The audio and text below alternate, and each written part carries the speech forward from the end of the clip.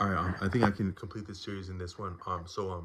What I meant to say is that what I was leading up to is that I've seen a lot of different generations. At least, let's see, uh, Lost, Greatest, X, Millennial, Y, Z, A. I have lived and had significant experiences with at least 7 generations, and been one of those. Is my life to this point. I know by name, and I've had significant experiences, either taking care of, being taken care of, or being peers with at least 7 generations at this point. And what I've seen is that I've seen like different trends and different strong suits in all of them. But what I noticed, like being a child of the '90s, I was born in the '80s, but I would consider myself a child of the '90s because my childhood was squarely on the '90s, the last 4 years of the '80s, the '90s, and the first 4 years of the 2000s. And what I noticed is that now you have like an emphasis on like being taciturn. That's like shut upness. Like that's actually like selfishness and shut upness is a it's an aesthetic. It's like, so what I think is that, so we're in a phase where we have access to communication and information galore ad nauseum. It's not, it's almost we do have to pay for internet service, but it's almost you can upload a lot onto online and have a vast reach with anything that you would offer, like in a digital format, like be it verbal, like something you would say or write or post or whatnot. So you have access to expression, and also means to improve your expression. But you have to check anything. You have to, because you need supply and demand. So if you have all supply, you take away from demand. You don't have the right demand, because it's about commerce at the end of the day. People say this and that about this and that, but you can read what is the common denominator of almost anything you would say, do, hear online. And in life and online is not different now, but what is the common denominator of all this stuff? Is commerce. First, in the first place, the second place, the third, and the last place, commerce informs that. And within commerce, you have supply and demand, and you can't actually get away from some of the dynamics that make life possible. Just like you need to breathe in and breathe out. That's a dynamic that's always been with us, and it'll likely be with us for the conceivable future. The dynamic of breathing in and out, waking and sleeping. Another one, even more, that would even inform those, because we're not existing without it, is commerce. That is supply and demand.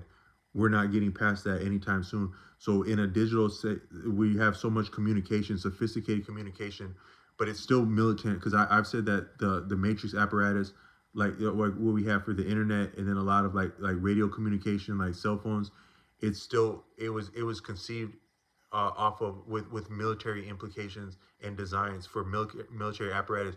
What is warfare? What is military science without rapid and sophisticated communication? That is radio and internet apparatus. What is military? What can you conceive of military in the modern context without radio and or internet, which is also a form of radio, because a lot of internet communication is conveyed across radio frequencies, uh, more or less landline, but also a lot is radio frequency. That's military right there. That is to isolate advantage. That is to conserve advantage and also deprive advantage to others. That's actually what military science is. It's advantage, to secure advantage, because when you're in when you're in something that's contested, you want the advantage. Generally speaking, most people would want the advantage. That's the most basic terms, is advantage. So we're having a lot of communication now, but we're also having skewed outcomes, egregious outcomes, inequity. And I would say that just like you've had racism, you've had feudalism, you've had slavery, you've had sharecropping. Some people would say that communism has been there's been atrocities with communism. There's been atrocities with capitalism, I would say, but you also have digitalism now. And I don't know that I would be the one to coin that word digitalism, but I'm saying it as in terms of human equity, is that digitalism as another frontier, a recent frontier in iteration an offshoot and an outcome of the previous iterations of larger social motions that amount to inequity and brutality. And digitalism is with that, is part of that, is no different than that, and it, from some standpoints, could be as worse as that to my taste, because the same horrible outcomes are going on. We're having trench warfare overseas. We're having brutality, uh, uh, local and abroad. We're having all manner of heinous outcomes: poverty, starvation, sickness, disease, as it is exacerbated by inequity. All that, you have it right now as bad as ever, if not worse, in the digital frontier, and also facilitated, bolstered, and ratcheted up by the skewing of advantage along digital lines, and also some of the predation that would be on digital lines, such as usury and credit and loans and student debt and all that. That's all facilitated as a part of digitalism, and the outcomes, they're subtle and pernicious. You don't realize how heinous it is until you don't have anywhere else to turn and you have to face it, and it's really a lot.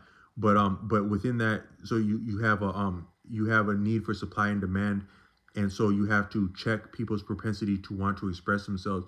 So you have a social backlash and approbation, and you have a just like in the past, they had problems with religious heretics, people that were outside of this of the dominant, that is the ways of the best, whatever's best for business. Whatever people talk about, like religion, values, class, attitudes, what it comes down to is what's best for business. And a lot of things that are very different sometimes are not good for business. Like sometimes I think that managers at different stores, like you go to like a coffee place, what is the difference between a manager and a worker at a coffee place? All of them are getting slammed. All of them are liable to get disrespected by people that have leverage and entitlement as they purchase coffee. But the difference between the manager and also the non-manager might be more competent and savvy in multitasking. The manager is actually a bouncer in like a coffee venue. That's another word for manager, is bouncer. So I was at a coffee shop recently, and I ventured a joke, and they're like, "Yeah, but I'm the manager. I'm a manager." They basically said, "I'm a manager, biatch," is what someone said when I tried to venture humor. But what they were really saying is, "I'm the bouncer. You just made a joke to the bouncer. Yeah, I'm pretty. Yeah, I got long hair, but I'm the bouncer, and I'll bounce your ass if you make a joke," is what I was told. If you translate it, but no, I'm the manager. So so people that are different are not good for business in a coffee shop, or in a puritanical um uh uh uh um township on the East Coast, as the Americas are settled and are about to be suffer atrocities upon atrocities for centuries. You're in a situation like that, and anything that's different is not good for business. So back then, we're gonna call them a witch, the devil. We're gonna get them out of here upon religious justification. Um, that the justification for outing people changes, but what it comes down to is what's good for business.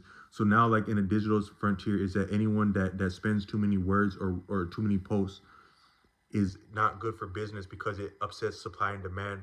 So we need more shut upness from all people, so that whatever is conveyed has value. Because a lot of the so we're in an information paradigm, right? But information is largely worthless. Like, yeah, you got all these colleges and stuff like that. Back in the day, it was hard to go to college. Now these colleges are bending over to get you to come into them and also pay. So they're advertising themselves to you for you to pay them to give you more useless information that's redundant and outdated as fast as they can get it to you. And you take up a course in college, like say music, business, this and that, is 5 years old and is obsolete rapidly. So a lot of digital information is worthless. We're in the digital frontier, the information age, the worthless age. But we still need leverage in order to have advantage and success, and enjoy privilege. We still need advantage and leverage. So we need to have supply and demand with all this useless information. So we need everyone to shut up, so that whenever information is conveyed or someone does say something, it has value and pull now, because it is actually as worthless as anything. But we need a restriction on who can talk, when and where and how, because we need supply and demand. So everyone is encouraged to be selfish and embrace shut up in this now.